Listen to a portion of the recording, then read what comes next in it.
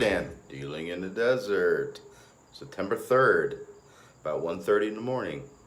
How y'all doing? This is the Great Cigar Tasting Challenge. But wait a minute. My cigars haven't arrived yet. Hey, Hula, my cigars haven't arrived yet. Hula, Hula. And that's my super dog over there, Hula. They haven't arrived yet. Hopefully they arrive soon because they're not going to arrive today because it's Labor Day.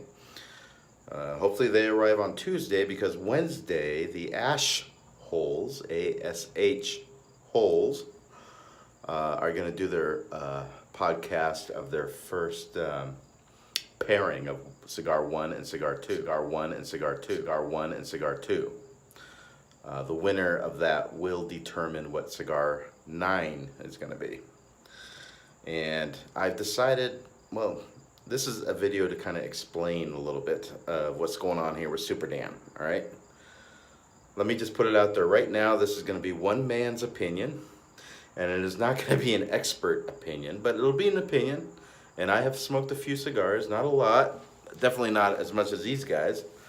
I've tasted AJ Fernandez, CAO, Hammer and Sickle, Drew Estates, Macanudos, Monte Cristos, and more, acids. You know, I whatever. If there's something there to smoke, I'll smoke it. But just want to make it clear that this is going to be one man's opinion. Second of all, I've decided not to smoke along with the podcast, and the reason is I don't want to be unduly influenced. This whole test, cigar tasting, is about not being influenced by prejudices, okay? Not by the band labels. I'm smoking a Drew Estates.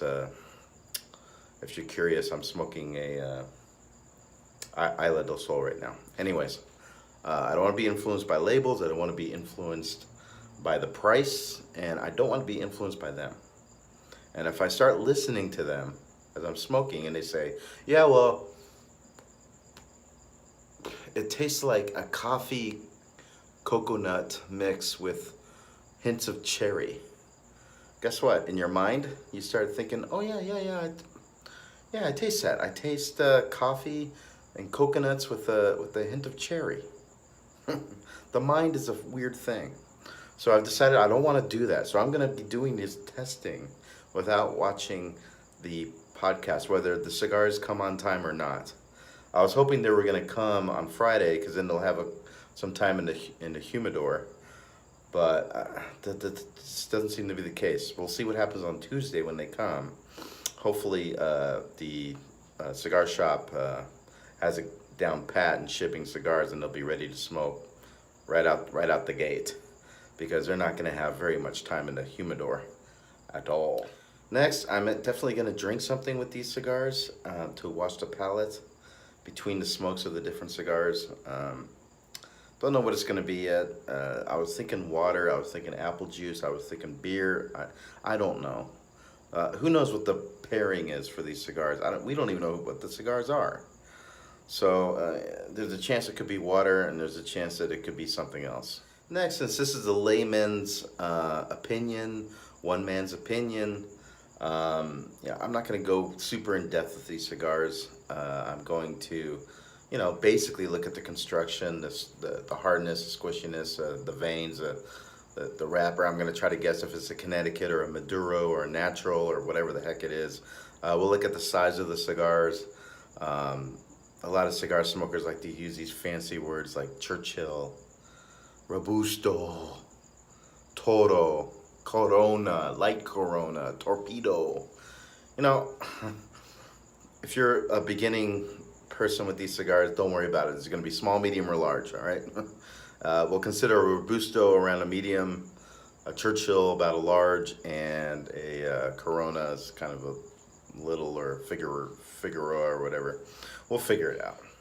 Taste is going to be the biggest issue. So I'm going to grade the taste on the cool draw, on the beginning light, the first 10 minutes, somewhere in the middle, and somewhere at the end.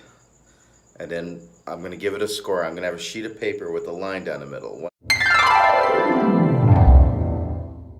side is gonna be cigar one. One line is gonna be one column is gonna be cigar one column is gonna be cigar two. We're gonna look at it, each cigar, kind of go down the list, write down whatever tastes that might come up in my head as I'm smoking it. And we're gonna come up with a winner for Super Dan, and I'll put in a vote. I'm only one vote out of 200. So, you know, I got a 0.5% power here. And we'll see what happens. So next time I do the cigar video, will be with the cigars whenever they come, and we'll just keep rolling.